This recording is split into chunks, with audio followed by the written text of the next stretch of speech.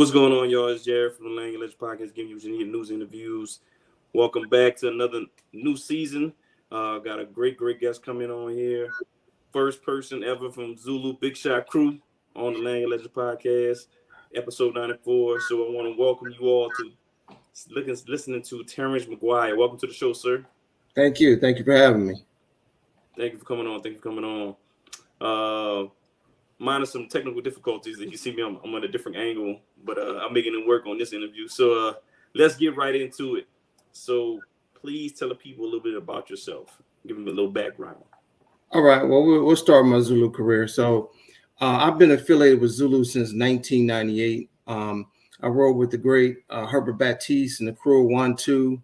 I also had some stints with Broomfield with the crew of Shaka Zulu. Those are some great gentlemen. They helped mentor me. They even get me prepared to even come into Zulu. I dedicate a lot of my creativity through Mr. Baptiste. As you know, he has this brunch that has become legendary. He does it twice a year. It's amazing that he's been gone since 2001, and this brunch is just still going like it just started yesterday. So I give those guys a lot of props for helping me become first a good Zulu member. So in 2013, when I joined Zulu and also the Big Shot Krewe, I was invited by Brent Washington, which at the time he was running for this character, and it was fun. I was actually I was basically a sponsor at the time, but I was also learning, what is a big shot? What does Big Shot do? What is it supposed to look like? So certain characteristics a Big Shot has, to be that guy. So, since then, I've been with the crew. I never swayed and went anywhere else. Who would want to be a Big Shot? I mean, who wouldn't want to be a Big Shot? Because basically you get to dress up. You get to have the flamboyant parties, you get to make the spectacle. And the thing is, when you're in character and you're in character, people will start disliking you. So that means I must be doing my job, because the job of the Big Shot is to push the king into greatness, right? So if he don't want to go, then guess what? I'm going to be great, right? But I'm pushing him to be into greatness. So like I said, man, it's been a long journey. And I think it was a cherry on top, me winning this last campaign, because that actually makes 10 years in the game, right? Okay. So, that was a long sacrifice. And, I have, my family to thank, because they had my back since day one. Because you can't do it without your wife or your family. It just doesn't work. So when you get to this platform, there's a lot of people to thank for helping you achieve these accomplishments. So I love everything about Big Shot. We've done a lot in a short period of time. It's almost like May 29th it seemed like yesterday, but man, we're almost at Thanksgiving. So the season is kind of coming to a close, but man, I'm having a ton of fun.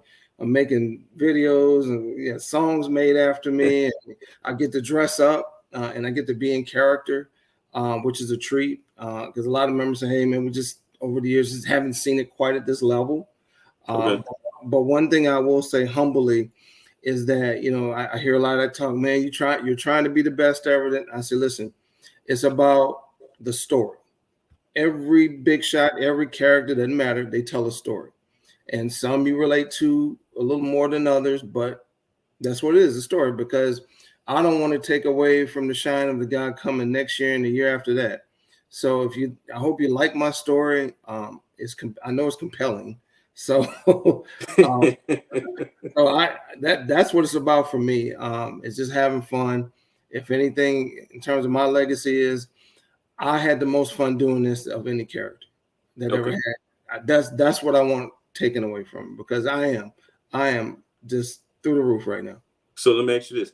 Can you explain to people what are the responsibilities of a Big Shot character? Because each character has their own responsibility. You want to talk about what's the responsibility of a Big Shot? Okay, well, the first responsibility for the Big Shot is, your job is to, again, push the king. And what it is you can be a little edgy with it, but basically you want him to dress the part of king. You want him to act as the king, and you also want to compete with his big shot, right? Because when you got the big shot pushing that king, then it's like they're looking at the king, and then it's like, well, hey man, you need to do something. He own you, right? So Right. that is one of the primary deals with Big Shot, is to push the king. And then of course, my character class, they feel they have a responsibility to push me, and that's what makes a great class, right? Everybody's pushing one another. So Can you talk about the class? And some people might not know what you mean, because some people don't understand about the Zulu organization structure. Okay, so the way this thing works is that you have a character class every year. They're nominated. They're elected. Excuse me. They're elected the last Sunday of May. So you have a king, you have a big shot, you have a witch doctor, you have a mayor, you have a province prince, you have an ambassador, you have a governor, and you have a big stuff. And sometimes some of the characters don't have a race and they're uncontested. But I know for Big Shot, we always have a race, just like the king will always have a race. And some of the other ones. And once we are elected, we represent Zulu for the Mardi Gras season, the following season. And you get your title, and then you go into your individual responsibilities, which I've already covered. That my job is to push the king and be the spectacle I know how to be. Okay, so can you explain, because a lot of people from the outside don't understand how hard it is to become a character within the Zulu organization, and what is requirements to become a character? Well, one of the requirements is that you got to be a member for 2 years. That's for the characters, and then it's 10 years if you want to be a king, run for king. So the way we're structured, you basically have to put this work in, right? So that means you got to be a lieutenant. You have to put on sashes. You have to drag ice chests. You have to pull, all kind of resources together to help your big shot become that guy, right? So he can shine. So you continue putting that work in year out. And then if you decide to run, then it becomes your time. So once it becomes your time, you put your name in the hat, and you go against whomever is running against you, and you try to go out and get every vote possible from the Zulu membership, in which that is not an easy task, convincing them to vote for you.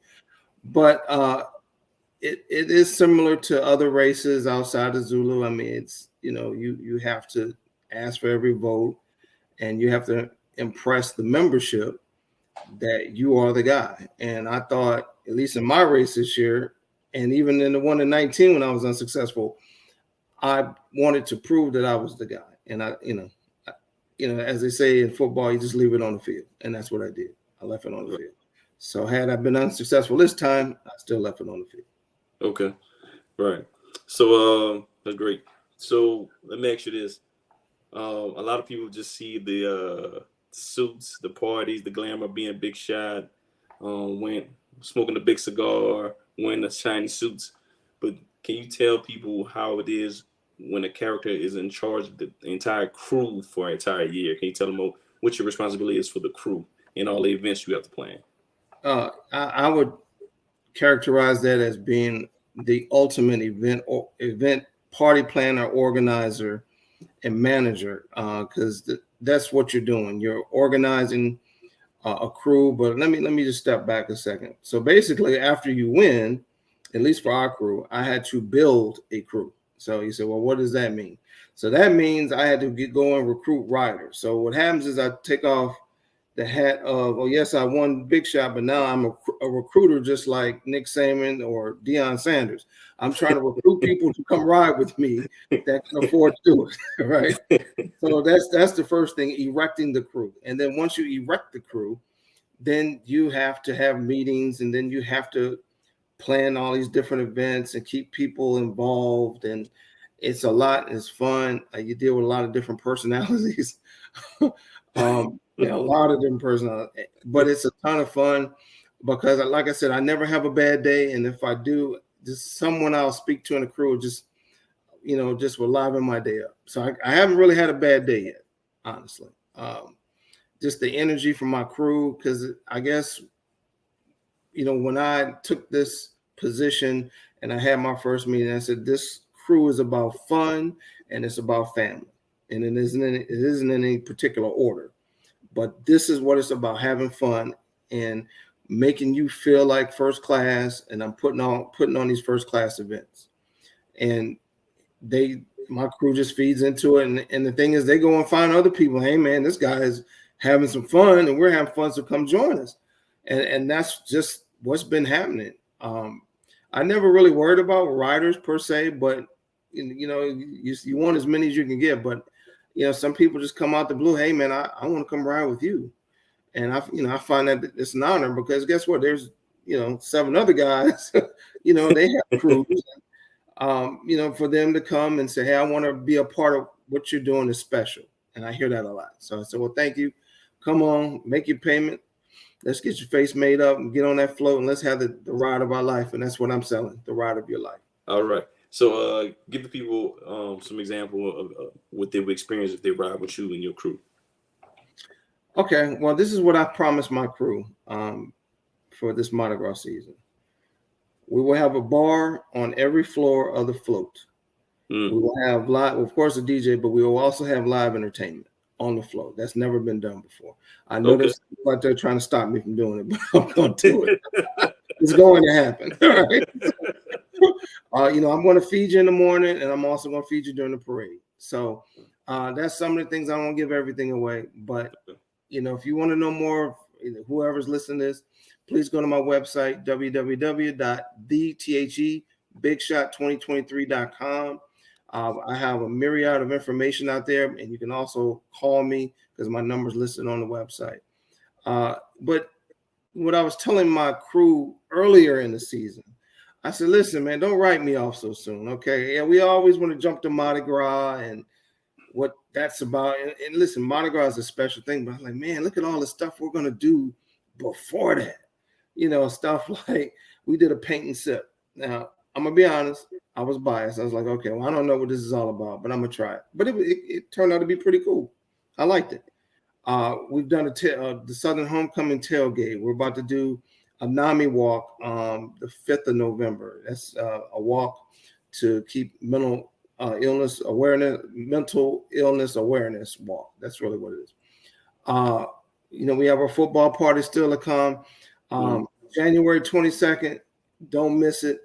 Lakefront Arena, Big Shot doing his flag raising. It's going to be bananas. Trust me, it's going to be bananas. What's the date on that? You got a date January 22nd.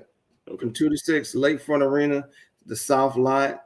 So if you're riding by, there's a big billboard, which I'm going to be on. They said I could be on it. We'll be right there. And then as you turn into the gate, there'll be plenty of parking, and I'll be there too. So I'm trying to see how many stages I can pull off, but I want to make it almost festival-like. And the cool part about what Big Shot gets to do is you get to give back to the community. And that's something I've done every month.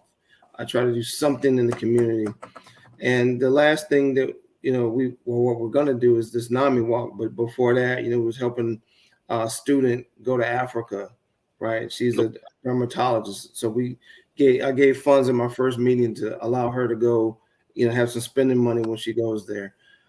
Just a myriad of things. And the other thing this weekend, I just forgot, the Mona Lisa Moon Pies. I'm the Grand Marshal for that. So if you're in Slidell around 7 to 9, come to Old Town. Your Big Shot will be the Grand Marshal. I don't know what that's going to look like, but we're going to have fun. I'm going to throw out some coconuts. That will happen. No, it's a Mona Lisa's a parade in Slidell? It's a walking parade. It's a walking parade? Okay, I never heard of it. All right. Yeah, well, they did a whole article on me on Slidell magazine, so it was pretty cool. And I've gotten real close with the mayor, so we got some big things we're going to be announcing here soon. Maybe I'll come back on here and it'll be breaking news. All right. But Big Shot also wants to be known for his giving and also, for his community involvement. Because, you get this platform, you are a celebrity, and I kind of knew that going in, but I just didn't know the magnitude, right? Okay. And then when you're, what I'm told, a good big shot, whatever that means, you get a little bit more notoriety. People talk. I'm like, hey man, did you see what he did? And that's what I always wanted as this character is you don't know what I'm going to wear, you don't know what I'm going to do, but I'm going to do something to get your attention. And that's the mystique of the Big Shot. From even back from 2013 and prior, it's a mystique to it. You come to the Big Shot balls and you see different stuff, and there's been some good big shots, and I've enjoyed serving since 13 to current, all of them. I mean, unfortunately, I wasn't around for the Brian Sims and some of the Josh LeBlancs and Jimmy Felters. I wasn't in that era, but I know they did big things. So had I been around, I'd have been around them too. Okay. Yeah. All right. So why Big Shot of all the other characters? Like why? Like why that one? It's I had this conversation with Rodney Mason several years ago, and we were just talking about what makes a person attracted to a crew, right? So I told him it's intrinsic. I like to be the guy who likes to dress, right? So, well, that's Big Shot. I like to give a party. I like seeing people have a good time, and that could be any crew, but it's just something more special when it's Big Shot. That's just, my humble opinion. I like to smoke cigars.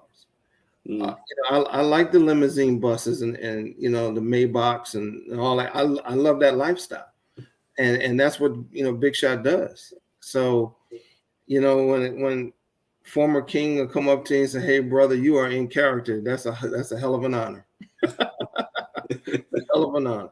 So, so I'm just having fun, and some people don't really. What I'm finding out, don't really understand the role of Big Shot, and I'm trying to teach them. And I'm sure others that's been in the club for a while is trying to teach them also that you have to understand each character and what their role is. And one of the roles is the big role is to push the king. And sometimes they don't want to be pushed, right? It's like, man, that little shot need to go away. No, he ain't. He's going away. He just keep coming, right? Right. He keeps coming, and because that's part of the mystique of the Big Shot. You'll have these flamboyant suits, and you don't know what he's gonna come out with. You just don't. You don't know what his shoes are gonna look like. But hey, you're gonna be watching. You will be watching. I promise you, we'll be watching. You have any since being Big Shot? You have any like any challenges, roadblocks, becoming a Big Shot character? Well, again, I ran in 2019 against Christopher Wire, and I was unsuccessful.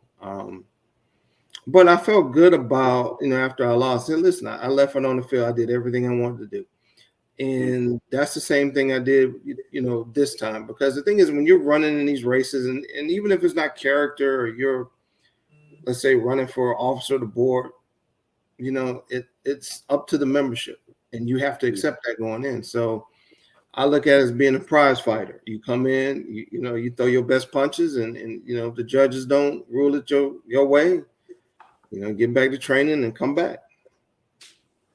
I agree with that statement. That's always been my approach. It's a heavyweight fight, and I got to do everything I got to do from a point perspective to win the fight. Right? There's some tactical errors I made in the first run for this. I thought I did a pretty good job cleaning up the second time. Some people say, "Hey, this was a better campaign than what you ran the first time." I said, "Well, I don't know. I come up with a strategy and I run with it, and that's what happened." Cool. So, all right. So let's go backwards a little bit. So, what made you want to join Zulu? That's a funny story. So I want to say in 1996, I was on Canal Street, and at the time, my wife, which was, we were just dating, and I don't even remember the name of the crew, but it was funny as hell. So there's this white dude jumping up on the float, right? I guess he was trying to grab a spear or whatever. So I know the dude was black, I could tell, and he just started beating him with the stick, right? It was the funniest thing I ever saw, right? I was like, and the police aren't getting involved. I said, you know what? Sign me up. I might want to try that. So the rest has been a whirlwind. But yeah, that was one of the reasons. I also enjoyed that's the pleasure side, but also, enjoyed the social side, the Toys for Tots, the Thanksgiving baskets. I mean, there's so many things Zulu does that the community, I don't know. I think we don't do a good enough job, of course, telling the community the things that we do, because we do. I agree. It's the Toys for Tots, they see that, but there's other things. We show up at funerals and all these other things. We tramp, for free for certain folks in the community. When needed. I mean, Zulu, in my opinion, is like the salt and pepper on your kitchen table, right? You can say what you want about it, but you need it. And that's what Zulu is. And that's what it's been to me. So I've enjoyed the ride. I've gotten a lot of advice, especially from some of the older members, and they go back to when it was 375 members. I don't know if you've heard those conversations, how fun it was. I mean, it's still fun. It's bigger now. You got more personalities. So it won't be the same when it's 375. Some people feel the exclusiveness has slipped away. I beg to differ. I think like riding in the crew of Big Shot, everybody's not coming to my ball. You're not getting 30,000 people in my ball. It's exclusive, right? And it gives you the exclusive feel, and that's what I want to do, for my folks. And listen, let me tell you, those folks will run through a brick wall for me right now. If I shoot out an email, go over to Jared's house and run through the front door, they do it. They do it. They're having that much fun. And listen, I'm having a ball too, but somebody's got to manage the business of this, because that is what this is a business. Okay. Can you talk about the structure within the crew? Because I think people aren't aware of, like, people inside crews have certain positions. You want to talk about that a little bit? Sure. So every crew and the naming configuration can be different, but every crew typically has the character, which I'm the Big Shot, and then every crew will have a co-captain. They will have a lieutenant, and then actually they have a first lieutenant, then a lieutenant. So basically, what that hierarchy is, you got the guy who's about to reign, which is me, and then you got the guy who's coming behind me, which is the co-captain, and then you'll have the first lieutenant, who's sort of like on deck, so like at a baseball game, he's on deck, right? And then you have all the lieutenants, and the roles that they have is to support me and help me put on these events and get they shine on, just like I'm getting my shine on, right? So it's about having fun. Like for me, I remember during the campaign, I said, listen, let's just go to Baton Rouge. We have lieutenants up there. Let's not only grow the family, but let's make the family a little tighter. So let's just go up there. We'll smoke cigars and eat and drink and try to get votes. And, because like I said, I'm leaving all this out on the field. I'm not, that's it. I don't want to say I had any regrets. I didn't do this. No, I did it all.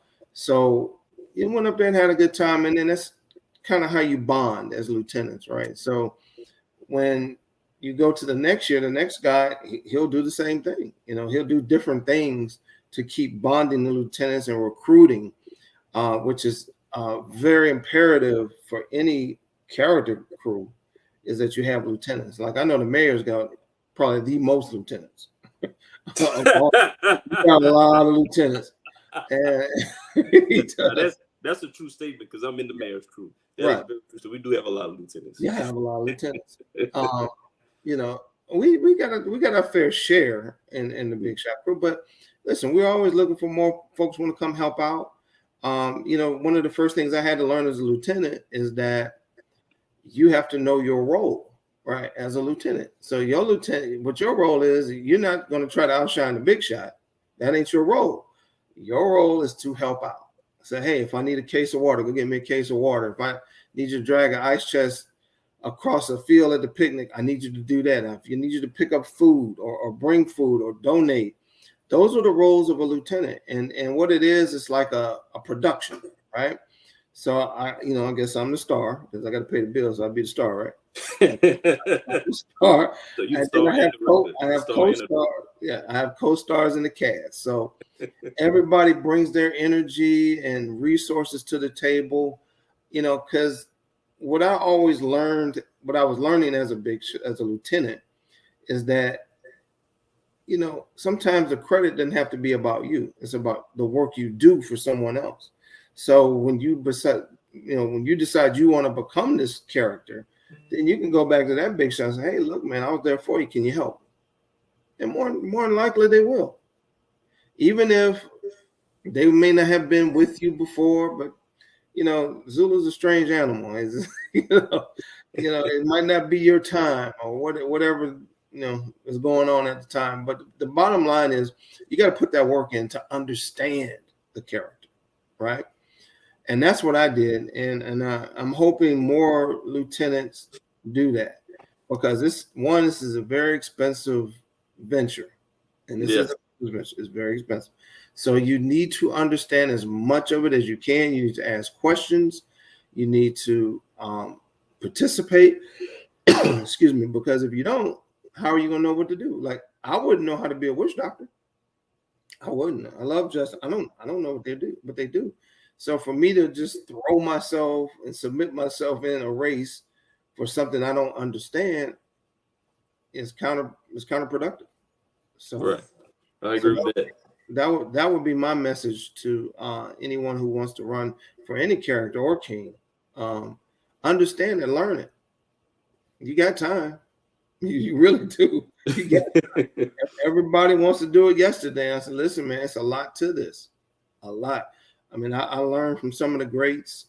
They're not with us anymore. Like Terrell Walker, he was a great source of information. And he was a very mild, humble gentleman. But one day I walked in the bar and he was cussing. And he was mad. And I said, for him to come out of character like that, I need to understand why. And I pulled him to the side, and he kind of told me. And that's what I want to do, is learn. And if you're trying to do this, listen, don't just stick with your crew, right? Because we all have the same responsibilities, regardless of the character. Hey, ask questions in another crew. How y'all do this? How y'all do that? What do you do in this situation? Ask questions. So when it's your turn, that cuts down on the learning curve, right? And I felt, as the Big Shot, one of the big things I had to do is expose myself, right? Coming on your podcast, going to Southern's Homecoming, on the float. I had a live radio personality on there. Exposure, these videos that I do, just keep things in the forefront of news articles. That's what you got to do, because what happens is, what if you don't know nothing about Zulu? What if you live in Topeka, Kansas? You don't know anything about Zulu. Mm-hmm. I have to sell it, right? I have to sell what we do. What is Zulu? Why are we having so much fun on a Tuesday, right? I have to explain that. And listen, it's not easy. I went and also did mixers. So I did mixers in Houston and Atlanta. And what a mixer is I asked my crew to, one, to show up, and two, bring me riders so I can explain the experience, because they know about it, but they can't explain it, right? Because they're not Zulu members, there's riders. So my job was to go up there and do that. So I pull out some YouTube videos of the Big Shot Ball. I do YouTube videos of the actual parade, what it looks like, and give people a better understanding, because they don't know. They just don't. We know, because we hear all the time, but right. Listen, if you're in Seattle, Washington, you ain't got a clue. Right? Okay. And you want how much money to do what? That's right. So, it's not like a TV. Okay, here's the TV. This is this is how much it costs, and you get to keep it in your house. No, this is totally different. I mean, I remember in 13, I was trying to sell my cousin on riding with me, right? So he's from Detroit. He's a lawyer, and he's a very abstract thinker. So he's saying, okay, so what you're telling me is you want me to come right on this float for all this money, and then you want me to buy stuff and just throw it in the street for people to have, and you're telling me that's fun? Yeah. You know what? You saying it out loud like that, I never thought about it like that. But unless you experience it, you wouldn't understand. Right. And listen, I had to get my wife to close that deal because he just was not sold. He's like, man, I'm spending this kind of money to do. So my wife closed him, and we got it done. And what was fun about 13 is that was the first time in my life, my adult life, where I drank myself sober. Right. We were up all night. We did not go to sleep. We were hanging in the French Quarter, walked over to the Hilton. We got our faces painted and all that, and, ate breakfast, got on the float, and had the time of our lives. And then but this one incident I have to share with you, this one story. So we were about to end the float, the parade was about to end. So I have all these coconuts, all this stuff. And Troy Jackson, I don't know if you know him, he says, dude, you better throw that, bro, because the parade is over and about. So I started taking sacks of coconuts and dropping them in the crowd. I mean, when I tell you it was just pandemonium, it just everybody was like, he's dropping sacks of coconuts. So I was like, yeah, I got to get rid of this stuff. So I just said, Troy, help me, bro. He's helping me. My cousin was helping me. We finally got most of it out. Because what you don't want to do is get off that float and have a bag of stuff to bring with you. Right. You don't want that. No, you don't want to be that person. You don't. And that's the thing I try to do with my crew is educate them, like, certain mile markers, if you will. Like, you need to be this far along in your throws. You need to be, halfway, let's say Galleria Hall, and, just kind of like certain buildings they can just kind of, they ain't gonna know the streets, but I'll tell them this building, you need to be about this point, because a lot of riders buy stuff, they don't know how much to buy. Sometimes they buy too little. But the first question I ask him is, well, are you a drinker or a thrower? And he's like, well, what you mean? I said, well, if you like to drink a lot and party and have fun, take pictures and all that, you might not want to buy as many throws. Now, if you're one who have a few drinks, but you continue to throwing stuff and, hooping and hollering, you probably get a few more throws than the other guy. So that's just how I educate my crew. And we got a big meeting on November 12th. I had the parade captain there and all that good stuff. So, okay. Yeah, because the thing is, I've been pushing this conversation up because of what I know is we're getting to the end. So we almost there because Mardi Gras is in February this year, right? Excuse me, February 21st. Yeah. So I want, when we were talking about this back in August and July, like, come on, don't write me off. The obituaries, listen, the obituaries can't get done right now. We've got to have so much fun. Did you come to the picnic? Yeah, the main picnic? Yes, I was there.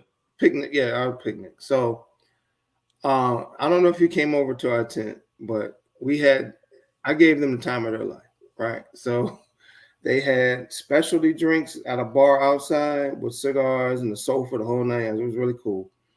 And then you'll go inside, the tent was air conditioned, had TV, chandeliers, all that, and of course, plenty of food that I could not get to them because of the mud situation. So I tell you what, if you would have came in the lounge afterward, you would have ate really good. Okay.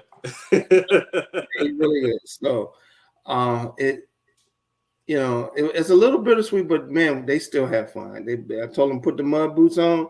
Don't worry about it. The drinks will be flowing. The food is flowing. So just keep it coming. Yeah, even though it rained that day, but Zulu picnic, we still had ball. It was still nice, no matter what. Yeah, and listen, they didn't get wet. I mean, the tent was huge. Right. Because they kept saying, "Well, is that the King's tent? Is that the King's tent?" I said, "No, King's tent over there to the left. No, that's the Big Shot tent right there with the glass door." One person you didn't mention in the roles, officer roles or whatever, who I think is one of the most important roles is the First Lady. You gotta give a shout out to the first lady. Yeah, I gotta give. Yeah, that's my rock. Yes. So also in the character, let me rewind. So in the hierarchy, although the wives are not members, they are a critical part of what what you're doing. Because there's a lot of stuff I can't do, she can do, right, to help me out. And you got to have that. When you're doing this, you got to have that partner, that listening partner, critical thinking. Of course, somebody got to tell you you're not as great as you think you are, right? So you got to have that partner, and that's what my rock is. And I love her to death. She is 200 in. She's probably having more fun than I am, and that's what most of the members are saying. She's having a really good time. I said, well, that's great. Somebody got to manage the business, but yeah, you got to have that lady shot, first lady, governess, waitress, queen. I don't know, big stuff, the stuffness. I don't know, but anyway, every character has a lady. First lady, right? It don't have to be your wife. It could be sister. Yeah, it could be it's going to be someone. I mean, it could be someone not even in your family, it's someone you have an acquaintance with. But you definitely need that structure. Somebody to keep you grounded, and that's what the spouse is for. Let's talk about how's that since becoming Zulu Big Shot. How's that work-life balance? Man, I ain't gonna lie, it's hard, man. I am not gonna lie, it's hard, brother, because this is a full-time business. And like I said, you're an event coordinator, you're a logistics operations manager, you're a recruiter trying to get riders, and then of course you got to be dad at home and husband and all that. So it is very challenging, to juggle all those, because in your regular life, when you're not character, life will continue to go on. There's other priorities that your partner has, so my son has priorities, my wife has priorities, so you still have to be that guy. What I've noticed mostly though is how much demand comes with, like, can you come to my function? Can you show up? Can you do that? So you want to say yes, but you can't be all things to everybody all the time, and you do have to juggle that. And some people do get pissed off with you, but okay, that comes with the territory. It comes with the territory. Yeah, because I promise you, on February 22nd, they won't be asking me to come in. Yeah, we're waiting on the next guy now. So it is what it is. All right. So I got a few more questions. Then we could roll out. So when was that moment that hit you? Oh no, before we talk about that, let's talk about the song you created. How you got the song about yourself? How you got that created? Let's talk about that. That was fun. Coming in, like, I don't know if you ever saw my entrance after I won, right? Some people I did. And someone like, that's the Big Shot, right? Like, I don't know the Big Shot. I know that's a Big Shot. So when we did it, the idea was, when I was designing the outfit, I said, you know what? I want people to know that I am their Big Shot, right? Like, there's no doubt. There's no, maybe. No, I want to put it to bed. This is your Big Shot. So I said, I'm going to come in there looking like a Big Shot. So I'm a white eye, white mouth, but I decided to wear a cape, right? I don't need a collar. I need a cape, because that's the type of Big Shot I'm going to be, right? Moving forward. So I had the cape, I had the Bentley and all that. So which you saw in some of the footage. And I just, it was a little overwhelming, the amount of people that were there after I won versus when I won, right? Because it's like, where did they come from? I mean, like, when we left to go change, I mean, it was a nice crowd, but man, when we got there, that thing was thick, man. I was like, I hadn't seen a crowd like that in like years, right? And then we're also coming out of COVID, so it was just very thick, the number of people. And even when I look at the video footage, I'm still like, wow. And all these pictures, and I mean, this crowd is like, it's like almost like Jackson Avenue-ish, like, You know, when we make that turn on Jackson. Yeah, yeah. It felt like that, and then like everybody was on me. I'm like, wow, okay. So I took all the pictures and I said, you know what? I need a song, right? I need something to marry what you see, right? Like if you're watching the video, which I have on my website, I needed a song to go with that, right? Instead of just a song that has been pre-made. I said I want my own song, and I said, all right, let's do our own song, and we did it. And the gentleman from King of Slim, he's with Partners in Crime. He wrote that song. Okay. And when we were talking and creating the song, I was kind of telling them, what I was looking for in the song, right? I wanted to be where you could feel it, right? And I wanted the culture was my first thing. I want you to feel it, and I wanted to be timeless, right? And I guess it can't be timeless because he's calling my name out for 2023. But we can go in there and make some amendments. But I wanted a song, one, for me to kind of set a tone, right? What you can expect from your Big Shot. And then two, we didn't have a lot of songs for the Big Shot Krewe. Like the mayor got at least 3 songs. Right, we do. Yeah, we got like 2 or 3 songs. That's like the Big Shot needs to have one good one, right? So that was kind of the inspiration for it. It was a lot of fun working with him on that. I remember, hearing it in segments, and I was like, I don't know if this is gonna sound right.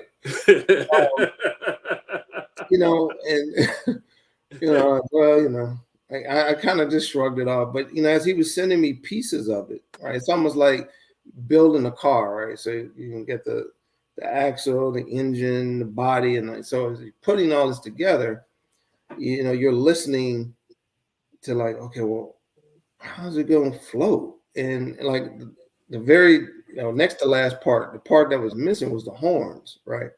And I am a fan of horns. I think horns really make a song, right? Okay. So once they incorporated the horns, I was like, oh, we got a hit. This is a hit. And when I played it at the picnic, oh yeah, I got look, I got a response on that.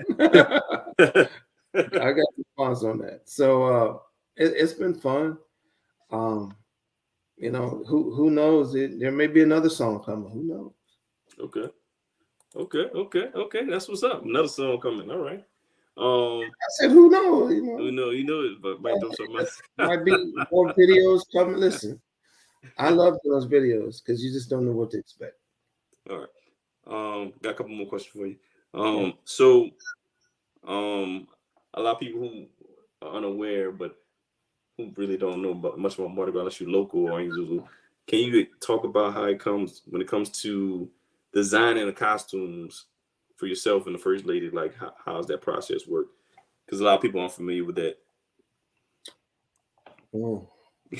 Designing and all that. Well, it's not. I'm gonna say it's not hard for us. Me and Mo. It's not hard because we're creative. And if you ever saw my tramp suit, that I wanted, I had to channel my energy from that loss into something, right? So I said, you know what, I'm gonna put my energy into that suit, and I did. And what we wanted to accomplish was, what if the tramp could be royalty, right? That's what the thought was, right? I mean, yeah, it's flashing, but what if it was royalty, And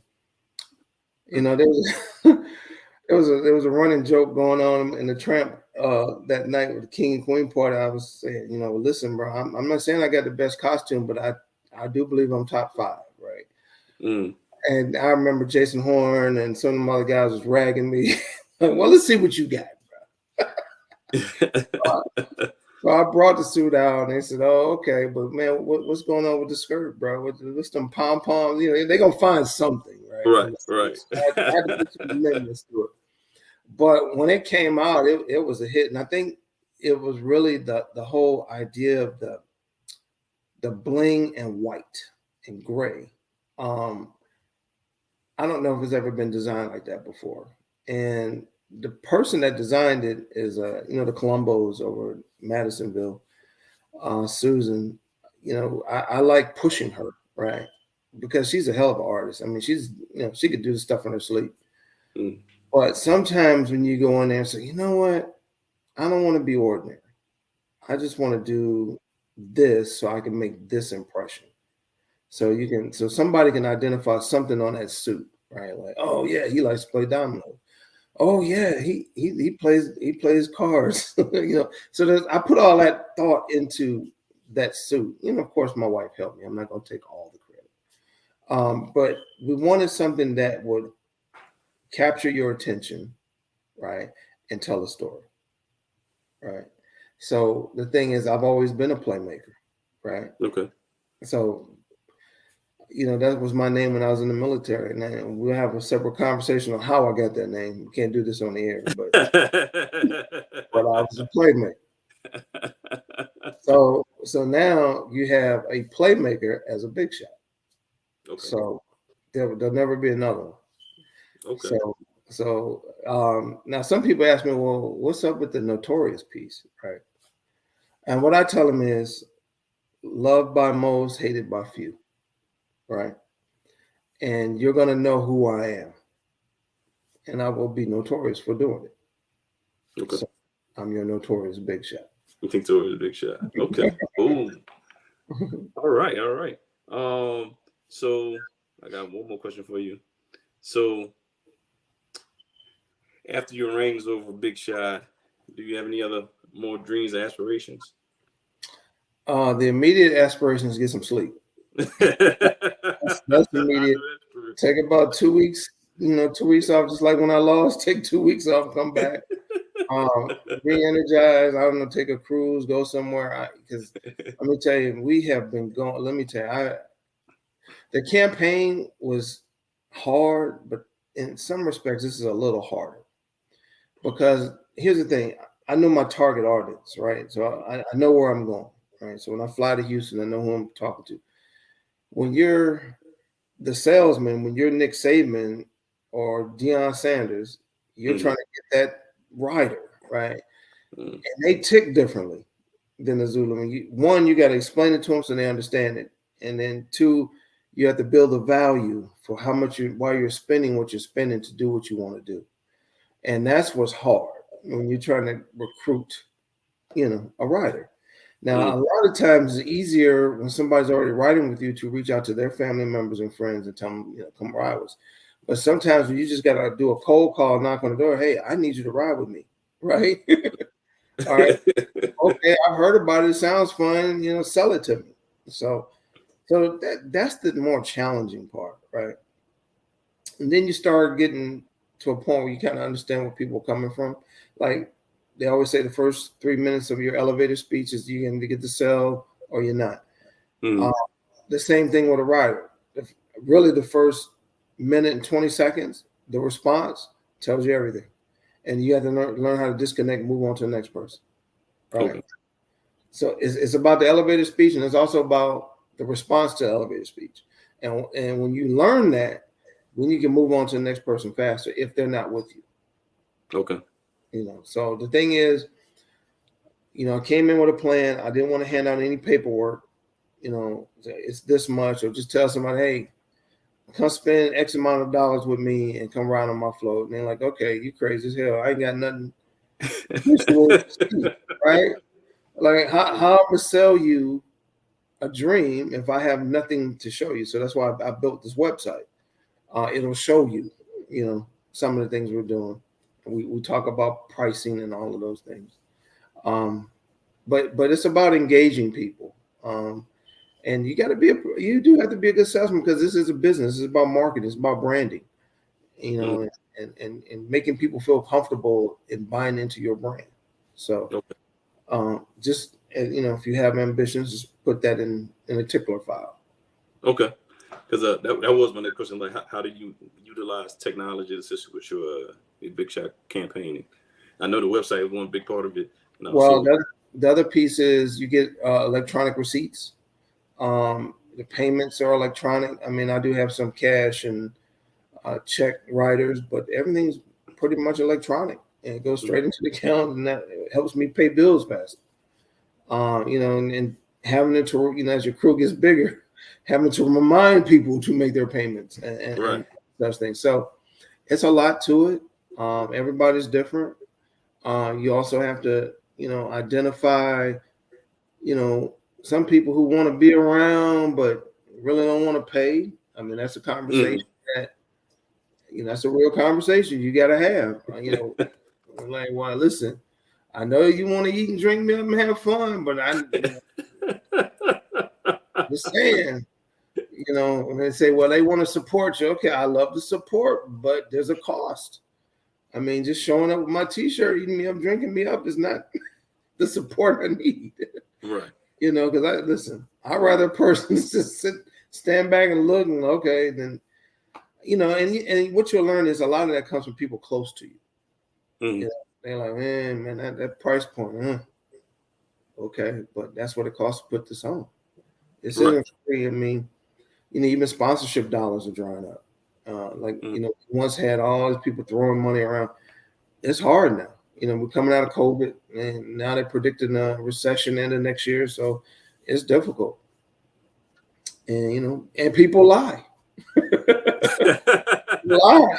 And you have to understand they do lie. They say, well, they will do something and not do it.